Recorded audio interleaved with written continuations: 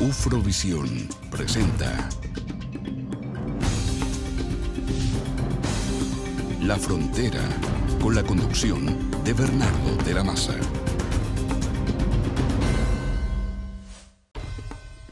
Encantado de estar con ustedes nuevamente, esta vez con la abogada Manuela Arroyo, quien probablemente les suene el nombre. Ella fue removida por la Defensoría del caso Luxinger-Mackay por participar en un video en el que convocaba a una manifestación contra el fiscal Alberto Chifel.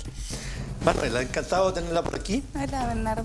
Primero que nada, conozcamos un poquito de su vida, ya que usted ha estado un poquito quizás demasiado en la noticia, de su vida, su carrera. Bueno, hola Bernardo, yo soy abogada en primer lugar, sin embargo antes estudié Historia, soy licenciada en Historia, estudié en la Universidad de Chile. Luego de terminar, decidí estudiar Derecho en la Universidad de Hurtado y luego de eso tengo un diplomado en Derecho de Pueblos Indígenas en la Universidad de Chile también, un magíster en la Universidad de Talca, Derecho Penal y Procesal Penal. O sea, se lo ha pasado estudiando. Y este año inicié también mi estudio de doctorado, sin embargo, en una primera instancia estaba defendiendo más imputados en esta causa, lo cual me impidió compatibilizar mis estudios con el trabajo, así que tuve que congelar los estudios de doctorado. Sin embargo, está ahí pendiente. Y bueno, ¿El doctorado en qué es? En Derecho también. Ya. Sí, en general estoy desarrollando líneas de investigación también en Derecho Indígena, en pluralismo jurídicos y temas que dicen relación como en el mundo jurídico respecto a temas de multiculturalidad y que es algo bien en boga, digamos, sí, bien claro, contemporáneo. Sin duda. Y que a partir de mi trabajo he podido conocer también y investigar. De eso más o menos me dedico. Manuela, ¿por qué su vinculación especial con el tema mapuche? Bueno, en particular eso ha sido un tema de mi investigación. De hecho, este año, a principio de año, trabajé en un libro que se lanzó en la Facultad de Derecho de la Universidad de Chile sobre derecho propio mapuche. Y bueno, como tenía conocimientos de historia, empecé a indagar más y encontré dentro de mi línea investigativa este tema. Esto me llevó primero a también aproximarme a estos temas. Yo trabajé primero con el abogado Jaime Madariaga en algunas causas. Luego de eso comencé a conocer más, a investigar y me vine también a vivir al sur. Y ahí empecé también a asumir algunas representaciones de causa, no solamente en temas penales. También he trabajado en temas medioambientales, por los ríos, también incorporando derecho internacional. Incluso el año pasado tuve la interesante experiencia de poder llegar a la Comisión Interamericana de Derechos Humanos, a Washington, donde también tuve la oportunidad de litigar. Entonces igual llevo poquito tiempo de abogada, pero ha sido bien intenso y bien gratificante. Manuela, concretamente, ¿en qué otros casos de defensas de causa mapuche ha estado usted? Lo que pasa es que yo trabajé este año en la Defensoría Penal Mapuche, en la cual lleva alrededor de 200, 250 causas. Entonces me tocó, todos mis imputados eran de origen mapuche. Ahora también igual antes había trabajado apoyando, digamos, el tema medioambiental, el tema de centrales hidroeléctricas en representación de algunas comunidades indígenas. Y en general como que ha sido también mi experiencia poder, digamos, participar jurídicamente apoyando comunidades o interviniendo en distintos temas, como le comenté en Washington o también aquí en la zona. ¿Qué ocurre con las centrales hidroeléctricas? Lo que pasa es que existe también todo un conflicto porque si bien el convenio 169 reconoce los derechos de los pueblos originarios para que existan consultas respecto a las intervenciones y proyectos de inversión en territorios indígenas, en algunas situaciones no se le ha consultado a los pueblos indígenas y existen afectaciones respecto a la cosmovisión, a la espiritualidad que ellos les dan a algunos lugares de relevancia cultural, por ejemplo los ríos. Entonces también existe una oposición respecto en las comunidades indígenas a la instalación de centrales hidroeléctricas, por lo cual hemos presentado algunas denuncias y demandas en el Tribunal Ambiental o recursos de protección, lo cual hasta la fecha nos ha traído buenos resultados. Si bien el año pasado logramos parar una inversión de una central hidroeléctrica y este año me otorgaron las medidas cautelares en otra, entonces igual ha sido un trabajo, no es mi tema, pero ha sido un aprendizaje interesante y nos ha ido bien. Es súper interesante el tema de la cosmovisión y el tema de los ríos y su contraposición con las centrales eléctricas, creo que es una buena oportunidad de que usted nos explique un poquito en qué consiste. Bueno, yo creo que hay que como que distinguir dos planos. En primer lugar, cuando hablamos de derechos culturales, si bien la Constitución política no reconoce a los pueblos originarios dentro de la Carta Fundamental, sí los tratados internacionales ratificados por Chile, el Convenio 169 del año 2009, como así también, digamos, la Declaración Internacional de las Naciones Unidas respecto a los derechos de los pueblos originarios, reconoce la existencia de derechos culturales y promulga el respeto hacia la cultura, la organización y las formas antiguas, digamos, ancestrales de ver el mundo. No solo en Chile, sino obviamente en todo el mundo. Y dentro también, digamos, de la como visión de la cultura mapuche, cada elemento de la naturaleza tiene una energía y una espiritualidad. En Mapudungun se llaman los Nien. Entonces, por ejemplo, los ríos tienen una espiritualidad especial, tienen como, digamos, un dueño que es Nienco, el dueño del agua, en el cual hay lugares especiales que tienen un significado especial y por lo tanto no es llegar a intervenirlos dentro de la cultura mapuche. Hay que, digamos, entender el lugar, el momento, la cultura. Es distinto a la cosmovisión y no necesariamente el agua o la naturaleza, digamos, los campos son bienes de consumo como se pudiese ver dentro de una perspectiva como más occidental, sino que también tienen un significado simbólico, ritual, espiritual. Entonces es una forma de ver el mundo súper distinta. Por lo tanto, creo que esa forma de ver el mundo choca bastante, digamos, con proyectos de inversión o digamos, quizás con proyectos que apuntan hacia la eficiencia energética o económica. Sin embargo, la cultura indígena ve las cosas de otro punto de vista. Entonces le da una connotación espiritual y simbólica a elementos de la naturaleza, lo cual hace que la protección de ellos trascienda, digamos, el derecho a la propiedad, sino que también se vincula con un sentir, un pensar y una forma de ver la vida. Ahora, ellos también, el pueblo mapuche, defiende la naturaleza toda. Los árboles, las piedras tienen vida, ¿no es cierto? Tienen significado. Los ríos, las montañas. ¿Qué significa entonces que a lo mejor no se podría intervenir económicamente desde el punto de vista moderno nada?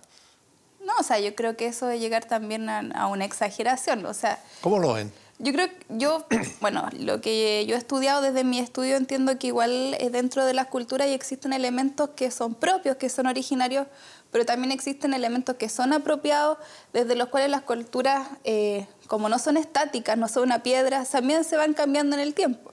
Entonces, por lo tanto, hoy día, por ejemplo, no sé, vemos que los pueblos originarios de Chile o de todo el mundo reivindican, por ejemplo, derechos, hablar de derechos, y eso, digamos, son palabras que vienen desde la cultura jurídica occidental, hablar de derechos, ¿no? Entonces, también hay una apropiación de distintos términos, distintas formas de entender el mundo, lo cual obviamente también existen pueblos indígenas que administran sus espacios, que tienen lugares de turismo, que incluso pueden, digamos, hacer energía de otra forma.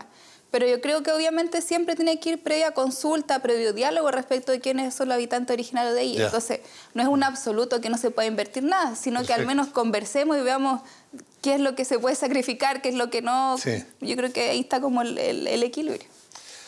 ¿Usted está hablando mapudungun o no? Entiendo, pero así que hablo, no. Algunas cosas entiendo. ¿Entiende bastante? Algo. Ya. Manuela, ¿usted cree que los mapuches tienen razón cuando piensan que la Araucanía es un territorio usurpado? Yo creo que... ¿Que les fue usurpado? O sea, si lo vemos desde una perspectiva histórica, creo que es importante recalcar... O sea, primero, quizás en esta historia tradicional que se nos enseñó a todos nosotros, era que los pueblos indígenas existieron alguna vez, que eran como de museo, y que el conflicto o la situación, digamos, el encuentro entre dos mundos se suscribió, digamos, entre los españoles y los mapuches hace 500 años. Sin embargo, cuando nosotros nos adentramos más en la historia, y eso también desde ahí creo que partió también mi aproximación hasta este tema, hay que ver que en el fondo la, entre comillas, pacificación de la Araucanía se consolida en 1881, o sea, en los fines del siglo XIX, inicios del siglo XX, y esto es un tema de... Estamos hablando de hace 3 generaciones, en circunstancias que cuando el Estado chileno, a partir de la, la campaña liderada por Cornelio Saavedra, ingresa a los territorios donde antiguamente existía el límite en el río Biobío, y que incluso fue ratificado por algunos tratados, ingresa y lo que dice, bueno, entonces el Estado chileno a partir de las necesidades económicas necesita expandirse y por lo tanto dice, bueno, aquí están estos indígenas, los vamos a reducir hacia títulos de merced, la época de reduccionismo, y el resto dice, bueno, los que no ocupan ellos lo vamos a rematar y se lo entregaron a distintos colonos. En ese sentido yo creo que aquí también se origina, digamos, un poco lo que estamos viviendo hoy día, de que efectivamente antes vivían exclusivamente indígenas en esta tierra, que llegó el Estado, quizás, bueno, en un pensamiento del siglo XIX, donde quien era distinto era atrasado y por lo tanto no tenía los mismos derechos, se los redujo hacia pequeños espacios y se le entregó a colonias grandes extensiones de tierra. Entonces, evidentemente, si yo vivo ahí y veo que me quitan donde vivo y se instalan personas que son, digamos, extranjeras, lo puedo ver como una usurpación y yo creo que es un poco lo que sucede en todo el mundo hoy día con el tema de globalización y el renacer de las culturas locales. Entonces, desde esa perspectiva yo creo que sí, que históricamente hay una deuda con los pueblos originarios, no solo con el pueblo mapuche, sino también con todos quienes habitaron ancestralmente estas tierras y que fueron privados de ellas. ¿¿Cuál sería la solución? O sea, yo creo que... Porque una posibilidad es saber que toda esta tierra se le devuelva a los mapuches, ¿no? O sea... La posición extrema, digamos, pero ¿entre medio qué? Mira, yo creo que siempre hay que mirar, creo que lo que falta aquí es mirar hacia otras experiencias. En ese sentido, por ejemplo... ¿Cuáles hay? Mira, tuve la oportunidad de conocer Colombia. Colombia es un país donde la Constitución reconoce muy abiertamente los derechos culturales de los pueblos indígenas, le otorga autonomía, jurisdicción propia, y conviven y se superponen organizaciones indígenas con organizaciones del Estado. O sea, los resguardos indígenas reciben, por ejemplo, financiamiento, ellos tienen sus propias organizaciones, sus propias empresas, sus propias formas, y conviven con la naturaleza, pero también existen personas que no son indígenas y que viven en el mismo lugar y existe un gobierno que es el gobierno central y que también conviven. Por ejemplo, son un modelo.